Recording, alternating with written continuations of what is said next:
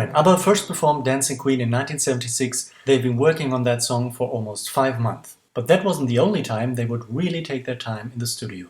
Hey! So, today I want to talk about ABBA's 1978 and 1979 sessions and all those songs and outtakes that would never make it onto their next album or anywhere else. It's about their long road to Voulez-Vous, released in April 1979, and about all those really curious and fantastic things happening during this time.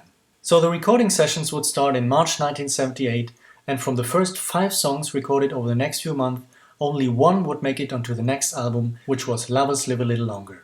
But already the first song from these sessions would remain completely unreleased at the time, even though they would work quite a bit on it. It was a rocking instrumental number which they would pick up 5 months later to re-record it with marvelous lyrics and beautiful vocals by Agneta and Frida, provisionally titled Hamlet 3. But it still would never be released at the time. They must have liked that tune so much that it even made it into some informal rehearsals for their 1980 concert tour in Japan, and almost a decade later the melody was finally used by Benny on a song from his first solo album in Swedish folk style. Another unreleased song was Free as a Bumblebee, and 2 others were released on singles only, Love Light as a B-side and Summer Night City as the very first ABBA release at the time in over 7 months. And even for this song they worked extremely hard to get it right. It's often taken as one of the prime examples of how long and tedious they'd be working on their songs. For this, they would go through 11 different versions, and their sound engineer Michael Vidretto would later remember that it was even up to 50 mixes, although that's probably what it must have felt like. A similar case was for a song that would end up as Chiquitita, where ABBA recorded several versions, including a symphonic rock number that could have sounded something like Intermezzo No. 1, Scaramouche, another unreleased instrumental from 1977, or basically even that Hamlet instrumental. Another early version of Chiquitita was called In the Arms of Rosalita, with a slower tempo, different melody parts, and both Agneta and Frida sing 2 verses each. Also, it doesn't have the instrumental postlude, and instead all 4 ABBA members hum a unique melody. They would record a few more songs until the end of 1978 that would be released on Voulez-Vous, namely The King Has Lost His Crown and Angel Eyes, both on which they would also continue to work for several weeks, trying out different mixes and even making them shorter, something they would often do with their songs. Another track, If It Wasn't for the Nights, had at least 9 different mixes and even an entire alternate recording that was never released. And there would be more outtakes too, Just an Ocean, Crying Over You, as well as 3 further instrumentals, Nem de Fjärden, and The Wind Cries Mary, and Ladybird. There is also something fascinating called blues improvisation, which survived on a tape with one of ABBA's outtakes and on which Benny and the band play like a jazz ensemble. But they weren't satisfied. Where other bands would have long put together an entire album, Björn and Benny were so desperate that in early 1979 they would leave for the Bahamas to find inspiration and even recorded the title track for their upcoming LP in Miami, which would be the first and only time that they would record one of their songs outside Sweden. And that wasn't the only anomaly with this album. For the song I Have a Dream, they used other voices next to their own, a children's choir, which again was the first and only time.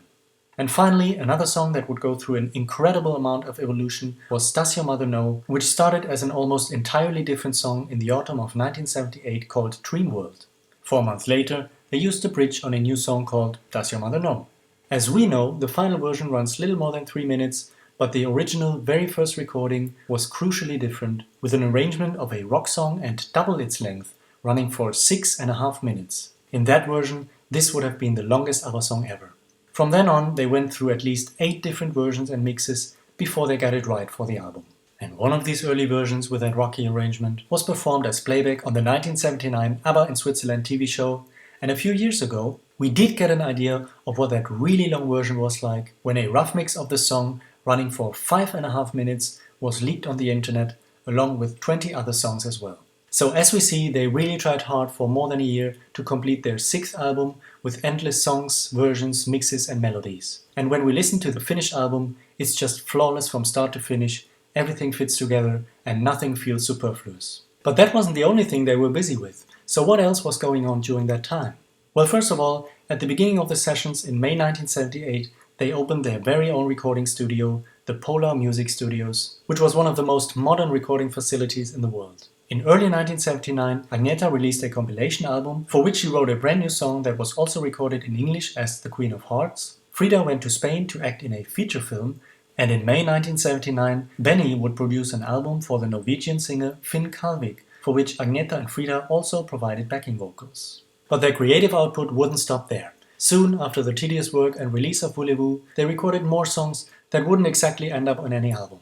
Song Till Jørl was a special song written and recorded for the 30th birthday of Jørl Hanser, and in preparation for their upcoming world tour, they wrote several new songs exclusively for the concerts. The first one was called Rubberball Man, which again evolved into Under My Sun, but didn't go anywhere. Then they wrote and recorded Gimme Gimme Gimme, A Man After Midnight, which definitely did go somewhere. And other new songs were another brand new song written by Agneta, I'm Still Alive, and The Way Old Friends Do, which would get really important in ABBA's history when 37 years later, in 2016, Agneta and Frida would perform the song together for Björn and Benny's big celebration of 50 years of friendship, and which certainly must have been one of many pieces of the puzzle that led to Björn and Benny writing brand new songs for ABBA. I hope you got an idea of how much hard work ABBA put into their songs, and if you wonder, well, what happened to all these unreleased sessions? As a matter of fact, as reluctant as Björn and Benny usually are when it comes to releasing some of their abandoned work, we did get quite a bit from these sessions over the years. One of the biggest and most generous outputs was certainly the box set Thank You for the Music from 1994, where we got many unreleased songs, at least as excerpts as part of a 23-minute collage called ABBA Undeleted. We also got one of the many versions of Summer Night City, an alternate mix of Love Light, and the entire Dream World. Finally, we almost got an evolution medley of the many versions of Chiquitita, but Björn and Benny vetoed the idea. I guess it must have been kind of in the last minute, as the medley is even mentioned in the booklet. 5 years later, however, we did get at least a very brief snippet of In the Arms of Rosalita in an ABBA documentary, as well as some fascinating demo excerpts of If It Wasn't for the Nights. Of course, this looks like we got massive unreleased music from these sessions, and in ABBA proportions, maybe that is the case, but after all, it probably just shows that the era of Voulez-Vous was certainly one of the most prolific and creative periods, which gets even more obvious when we look at all the songs that remain unreleased, not to even mention those many alternate mixes. I hope you enjoyed my video. I really love hearing from all of you, so let me know in the comments below what you think of this very special time in ABBA's career. Many thanks go to Carl Magnus Palm and his book ABBA The Complete Recording Sessions. Alright, until then, hey do!